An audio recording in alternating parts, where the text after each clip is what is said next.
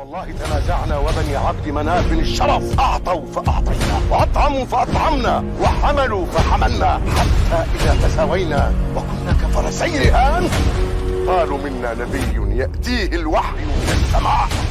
ما جاء بك الساعة متوشحا بسيفك؟ ألا تنتهي حتى ينزل الله بك قارعة؟ ويلي من يا محمد.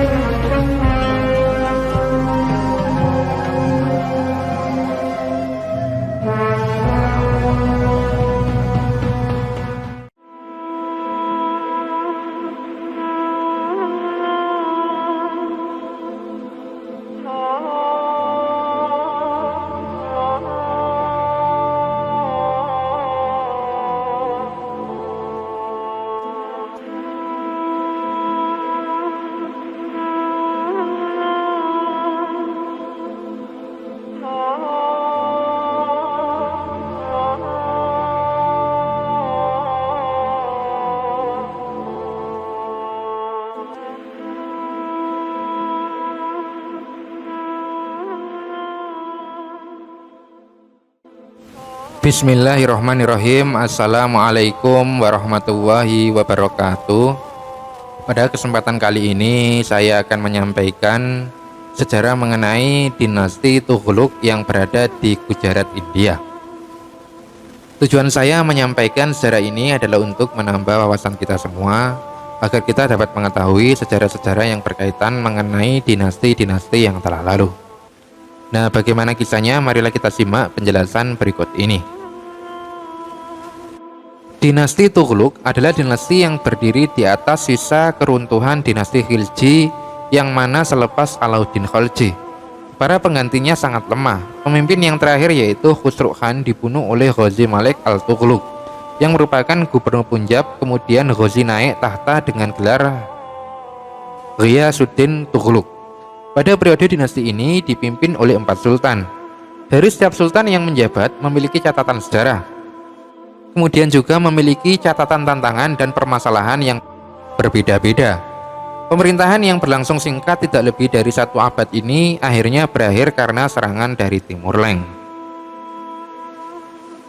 Pada tahun 1320 berdirilah dinasti Tughluk. Pemerintahan ini berdiri di tangan Ghazi Malik al-Tughluk yang pada masa pemerintahan Khalji ia menjabat sebagai gubernur di Punjab. Ketika berhasil membunuh Sultan Khalji yang terakhir yaitu Khusru, ia diberi gelar Ghiyasuddin Tughluk.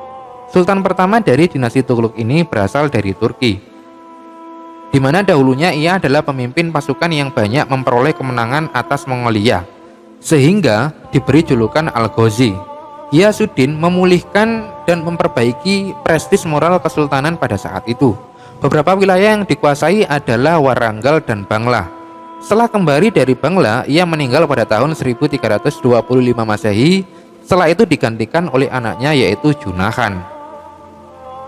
Atas kematian Ghiyasuddin Tughluk, anaknya yaitu Junah Khan dengan gelar Muhammad bin Tughluk naik tahta pada tahun 1325 Masehi.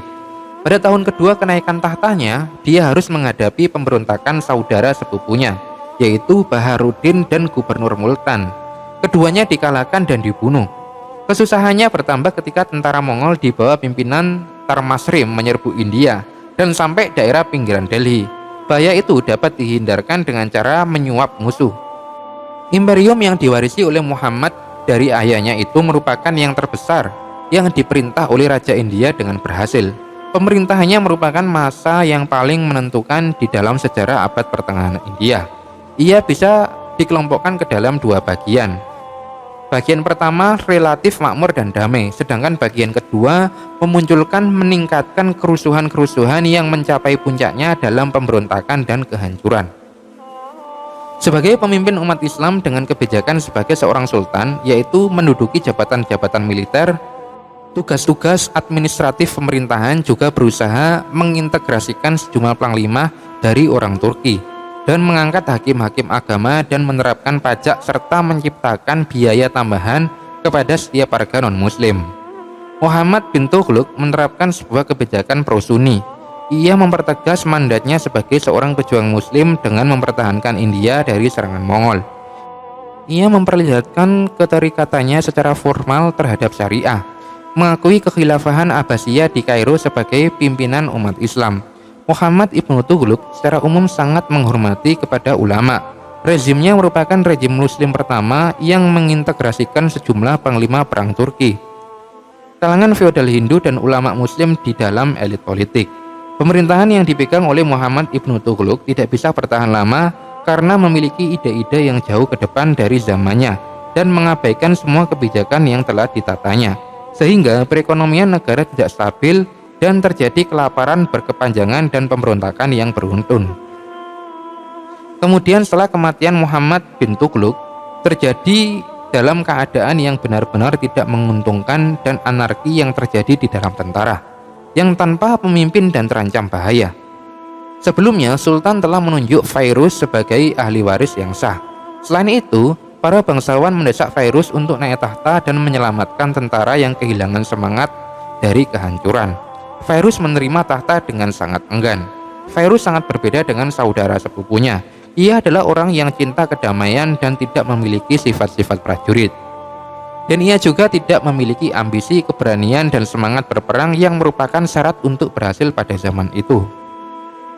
Nah, Sultan baru ini tetap menjalankan aksi militer dengan tujuan untuk memulihkan kehilangan kendali provinsi-provinsi di bawah Kesultanan Delhi. Sayangnya, Fairuz kurang terampil dalam bidang militer dan tidak tegas sebagai seorang komandan besar.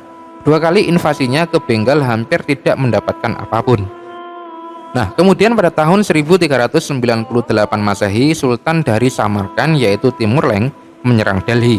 Kondisi kerajaan makin memburuk. Setelah Timur Leng meninggalkan India, kemudian Mahmud Shah naik tahta. Namun ia tidak mampu untuk memegang kekuasaannya. Setelah Mahmud wafat pada tahun 1413 Masehi, wakil Timur yaitu penguasa Multan yang bernama Khizr Khan mengalahkan sultan terakhir dari dinasti ini. Maka ketika itu berdirilah dinasti Sayyid. Nah, kemudian setelah kematian Fairuz Tughluk, sejumlah pangeran yang lemah menduduki tahta Delhi. Dan cerita tentang pemerintahan mereka merupakan catatan tentang persekongkolan dan pemberontakan. Dinasti Tughluk yang terakhir yaitu Mahmud menjadi raja pada tahun 1394 Masehi. Pemerintahannya merupakan pemerintahan yang menyedihkan. 4 provinsi yaitu Malwa, Gujarat, Kades, dan Jaipur menjadi merdeka.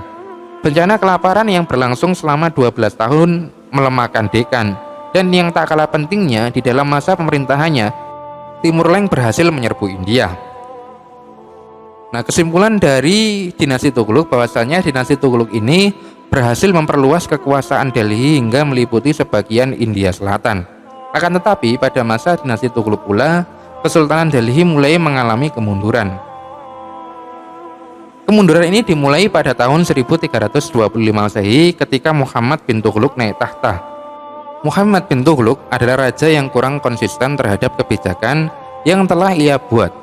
Akibatnya Kesultanan Delhi mulai melemah. Pada masa tersebut terjadi banyak pemberontakan dan perang saudara.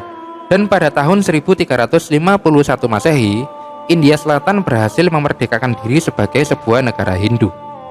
Dekan atau India Tengah juga memisahkan diri dari Delhi dan menjadi sebuah negara Islam merdeka. Pada akhirnya pada tahun 1398 Masehi, Delhi ditaklukkan dan dihancurkan oleh pimpinan Mongol yaitu Timur Leng yang mendirikan Kekaisaran Timuriyah. Semenjak itu, Kesultanan Delhi menjadi negara bawaan Kekaisaran Timuriyah. Nah, demikianlah sejarah singkat mengenai dinasti Tughluk yang dapat saya sampaikan.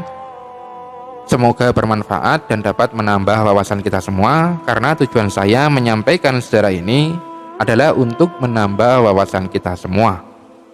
Billahi taufiq wal hidayah, wallahu a'lam bishawab. Wassalamualaikum warahmatullahi wabarakatuh.